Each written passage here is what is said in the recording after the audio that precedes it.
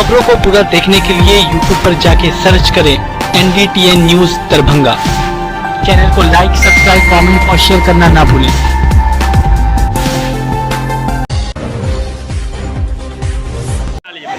सोमवार को बंगलागढ़ स्थित अरुण वर्मा के प्लास्टिक के गोदाम में आग लग जाने की वजह से अफरा तफरी का माहौल बन गया। भीषण आग लगने की वजह से आसपास के लोगों में भी काफी डर बन गया। लोगों को ऐसा लगने लगा कि गोदाम में लगी आग बाकी घरों को भी अपने चपेट में न ले ले। आग बुझाने में आसपास के लोगों और फायर ब्रिगेड ने घंटों मशक्कत उठाई। उसके बावजूद भी आग पर पूरी तरीके से काबू नहीं पाया जा सका। काफी जद्दोजहद करने के बाद आग पर काबू पाया गया। तब आसपास के लोगों ने थोड़ी राहत महसूस की। गोदाम में भीषण आग लगने के बाद लोग अपने अपने घरों से निकलकर सड़क पर खड़ा होकर इकट्ठा हो गए। लोगों के चेहरे से साफ तौर पर पता चल रहा था कि वह कितने डरे और सहमे हुए हैं। जिस तरह से आग की लपटें ऊपर की तरफ उठ रही थी, उसे देखकर कोई भी डर जाता। लेकिन फायर ब्रिगेड लगातार प्रयास करती रही कि आग पर काबू पा लिया जाए। काफी देर के बाद आग पर काबू पाया गया। इस आगलगी की घटना में प्लास्टिक की बाल्टी, कप, प्लेट रखे कई सामान जलकर खाक हो गए, जिसमें अरुण कुमार वर्मा को लाखों रुपए का नुकसान उठाना पड़ा।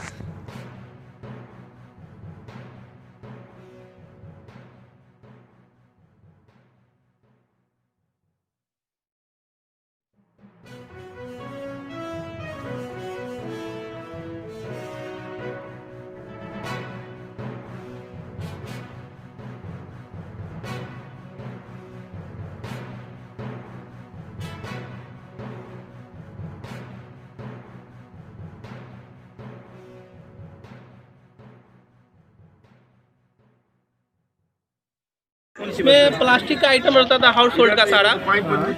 और अभी हम कैदराबाद में गए हुए तो मोहल्ला के लोग फ़ोन किए कैसे से गोदाम में आग लगा हुआ है। तो उसमें बोला कि बल्ब से आग लगा हुआ, लेकिन इसका लाइट ऑफ था ऑलरेडी।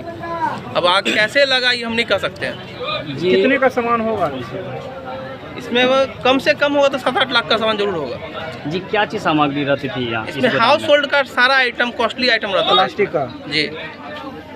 कितने दिनों से था ये गोदाम? ये गोदाम तो करीबन 15 साल से। क्या नाम हुआ आपका? मेरा नाम है सोनू वर्मा।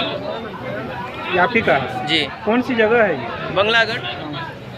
अरुण वर्मा जी की गोदाम है, जो प्लास्टिक के बाल्टी, डोंगा, उसके भिन्न भिन्न सामानों का काम करते हैं। उनकी दुकान है बाजार में, और ये गोदाम में एकाएक आग लगी है। कैसे लगी है ये कहना संभव नहीं है। मुझको सूचना मिली तब तक मोहल्ला के, समाज के सारे लोगों ने, जिनके बगल में समरसेबुल था, ये चापाकल से बुताने का प्रयास किया। उसके बाद प्रशासन ने की दमकल भी पहुंच गई है। अब बुताने का प्रयास किया जा रहा है। आग बहुत भयानक है, चूँकि पूरे गोदाम में प्लास्टिक का सामान भरा हुआ था, इसलिए चूँकि प्लास्टिक है ऊपर चदरा है, इसलिए समय लग रहा। लेकिन जिस तरह फायर ब्रिगेड वगैरह पहुँच गई है तो लगता है कि जल्द कंट्रोल हो जाए। कह सकता है कि लाखों की सामान होगी इसमें? बेसी होगी, लाखों से। गोदाम बहुत बड़ी है। गोदाम हो, वो छोटी गोदाम नहीं है, वो बड़ी गोदाम है। और सारे आजकल तो प्लास्टिक के सारे आइटम आ गए। और इनकी दुकान यहाँ बंगलागढ़ नीम चौक पर भी है, एक बाजार में भी है। ये प्लास्टिक का काम अच्छा करते हैं, होलसेल का काम करते हैं, इसलिए माल तो बहुत ज़्यादा ही नुकसान हुआ होगा। कितने का लगा होगा? अब ये तो करना उनसे मुलाकात, अभी तो वो भी सेंसलेस। लाख से ऊपर का होगा? 1 लाख वैसे ही होगा। कितनी देर से इस पे प्रयास कर रहे हैं लोग? ये प्रयास कम से घंटों से तो हो गया, 1 घंटा 1.5 घंटा से, क्योंकि समाज के लोगों ने अपना पूरी ताकत झोंकी है, लड़कों ने बहुत मेहनत की है, तब जाके। नहीं तो जिस तरह आग लगी थी, और गोदाम है, अगल बगल में जो घर थे उनमें भी आग लगने की संभावना थी। कहाँ पर ये आग लगी? ये बंगलागढ़ मोहल्ला। दरभंगा एयरपोर्ट से संबंधित समस्याओं के संबंध में जब दरभंगा के सांसद गोपाल जी ठाकुर से सोमवार को बात किया गया, तो उन्होंने बताया कि दरभंगा एयरपोर्ट निश्चित रूप से अभी निर्माणाधीन एयरपोर्ट है। वह ये भी चाहते हैं कि दरभंगा एयरपोर्ट का अंतर्राष्ट्रीय एयरपोर्ट बनाया जाए।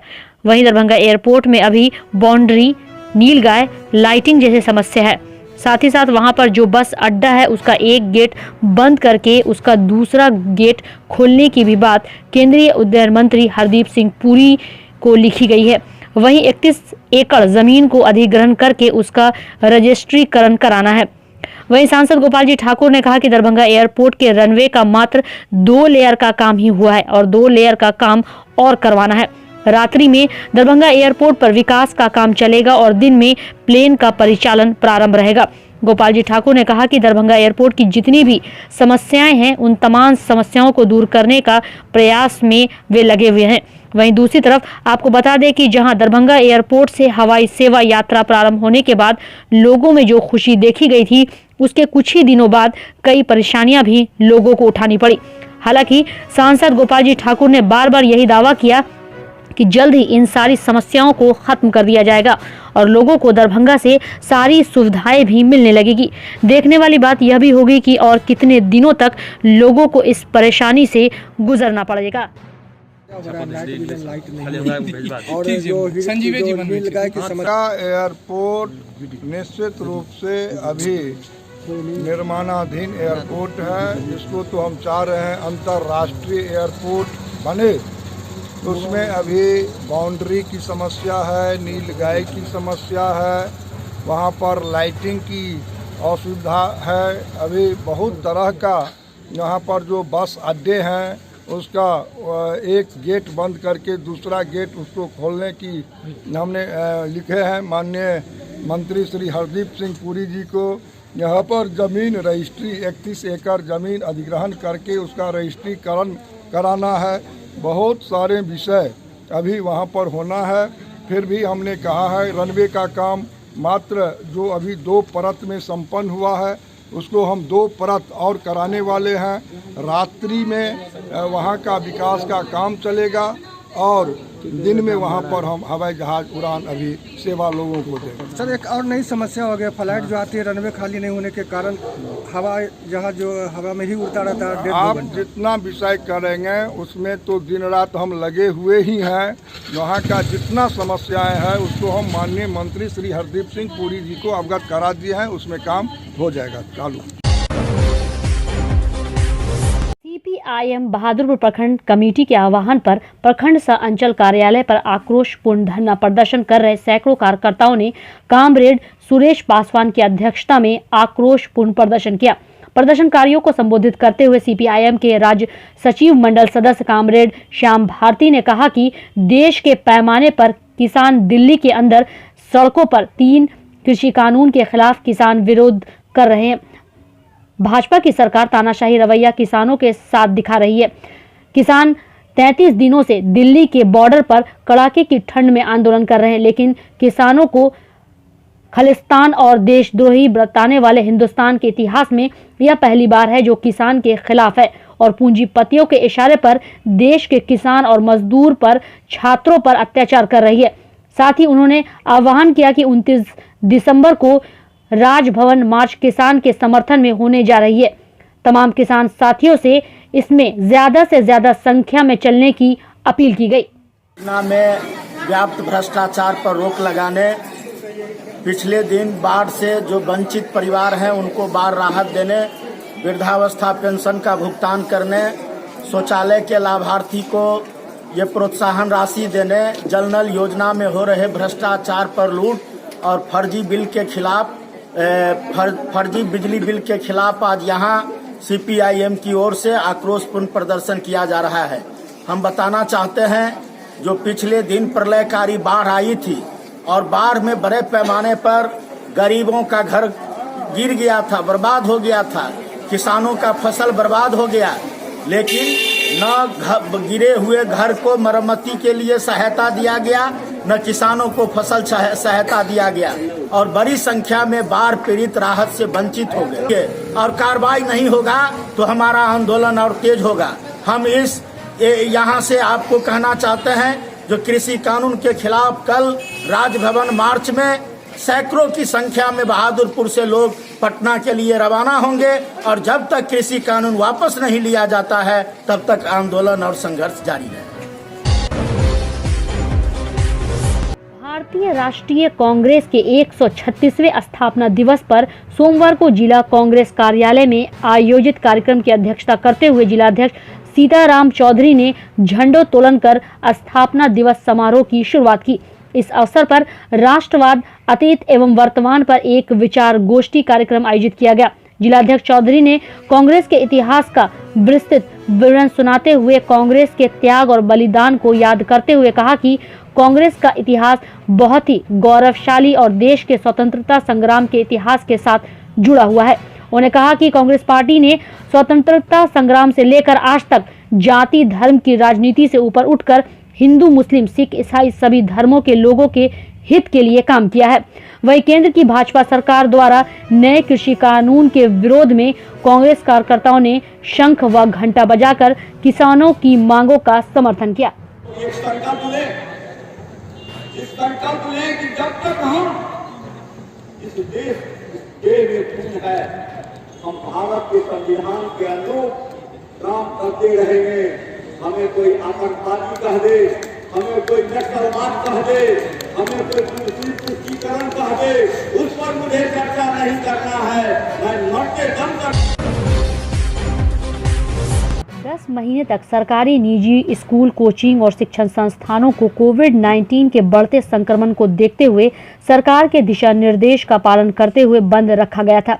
वहीं 10 महीने बाद स्कूल खोलने को लेकर जारी गाइडलाइन के बाद अब स्कूल सारी तैयारियों में जुट गई है, ताकि 4 जनवरी को स्कूल खोले जाने के बाद सरकार द्वारा जारी गाइडलाइन को ध्यान में रखते हुए सारे नियमों का पालन करते हुए स्कूल खोला जाए और कोविड-19 जैसी बीमारी को बचाव करते हुए बच्चों को शिक्षा दी जाए। वहीं सरकार के जारी दिशा निर्देश के बाद निजी स्कूल के प्राचार्यों ने जानकारी देते हुए बताया कि बच्चों की सुरक्षा को देखते हुए स्कूल पूरी तैयारी में जुट चुकी है। इसके साथ ही साथ कक्षाएं, गाड़ियों, लाइब्रेरी आदि जगह को सैनिटाइज भी करवाया जा रहा है। वहीं 4 जनवरी को स्कूल आने वाले बच्चे को भी सारे नियमों का पालन करवाया जाएगा। आइए आपको सुनाते हैं कि और क्या कुछ जानकारी स्कूल के प्राचार्य ने दी। देखिए, वैक्सीन से जहाँ तक है कि गार्जियन हम भी हैं, विद्यालय में सभी शिक्षक और शिक्षक कर्मचारी ही गार्जियन होते हैं, क्योंकि किसी भी स्कूल में सिर्फ पढ़ाई के साथ साथ ही नहीं बल्कि उनकी जो भी अनिवार्य आवश्यकताएं होती है, विद्यालय जब बच्चे आते हैं तो उन सारी चीज़ों को हम लोग पूरा करते हैं, चाहे पढ़ाई हो, खेल हो, उसके जो किसी की तबीयत खराब हो जाती है या किसी को भूख लगती है, तो हर तरह की व्यवस्था उससे, चूँकि माता पिता हम उसके विद्यालय में होते हैं, एक गार्जियन होते हैं, तो इस मानसिकता को हमें बरकरार रखते हुए यह सोचना होगा कि हम अपने बच्चों को विद्यालय भेजकर कितना सुरक्षित समझते हैं। पहले सुरक्षा की भावना हमारे अंदर लानी होगी और ये जो गाइडलाइंस है कहीं ना कहीं हम लोगों ने पूरी तैयारी कर ली है उसकी।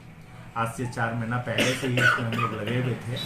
हर तरह की तैयारी हम लोगों ने कर ली है, किस रूट पे कितनी बस चलनी है, कहाँ क्या चलना है, सारी चीज़ों की व्यवस्था हमने कर ली है। जो गाइडलाइंस दिए गए हैं कि अल्टरनेटिव्स स्कूल्स या 50% अटेंडेंस लाइक दैट, तो उन सारी चीज़ों को हम लोग अपने आप तैयारी करके बैठे हुए हैं कि सिर्फ सरकार की अनुमति होती तो हम लोग विद्यालय को सही ढंग से चला पाते। लेकिन अभी भी जो हमारे अंदर की जो व्यवहारिक बातें हैं, पक्ष है, वह गार्जियन में जो अभिभावक हैं वो पूर्णतया संतुष्ट नहीं हो पाए, उधेड़-बुन में है, क्या करें क्या ना करें। तो वो उधेड़-बुन में है, चलो 1 साल छोड़ ही देते हैं, लाइक दैट, इस तरह की मानसिकता बनी हुई है। उस मानसिकता में बहुत कुछ अभी देखने को नहीं मिल रहा है। तो क्या लग रहा है आपको कि अभी भी बच्चों को गार्जियन भेजेंगे कि नहीं भेजेंगे, जिस तरह का अभी माहौल देखा जा रहा है और अभी तक टीका भी नहीं पड़ा है? जो बच्चे किसी न किसी रूप में हमारे विद्यालय से जुड़े हुए हैं, जैसे ऑनलाइन क्लासेस है, एक्टिविटीज़ हैं, बहुत सारी एक्टिविटीज़ हम लोग ऑनलाइन करा रहे हैं, तो वो गार्जियन भेजेंगे। लेकिन जो स्कूल की साफ सफाई पूरी तरह हो चुकी है, एक बार हो गई है, फिर होगी। लगभग 2 या 3 फेज में इसकी सफाई के साथ साथ धुलाई भी हुई है। सैनिटाइजर की व्यवस्था है ही, जगह जगह जितने भी नल है सभी के पास साबुन की व्यवस्था की गई है और सभी फ्लोर पर सैनिटाइज रखा हुआ है। और बच्चे को निर्देश दिया जाएगा कि अपने साथ भी सैनिटाइजर लावे और लंच बॉक्स का जो उपयोग है वह अपना सेल्फ करे, किसी दूसरे छात्रों के बीच वितरण न करे। स्कूल खुलने को लेकर बच्चों के अंदर कोई उत्साह या कि अभी जो जिस तरह की स्थिति बनी हुई है कोविड-19 को देखते हुए, उसके लगभग 9 महीने के बाद अब स्कूल खुलने जा रहा है, 8 से 9 महीने के बाद। तो उसमें क्या लगता है, बच्चों में खुशी देखी जा रही है या फिर कोई डर वगैरह कोविड-19 को देखते हुए देखा जा रहा है?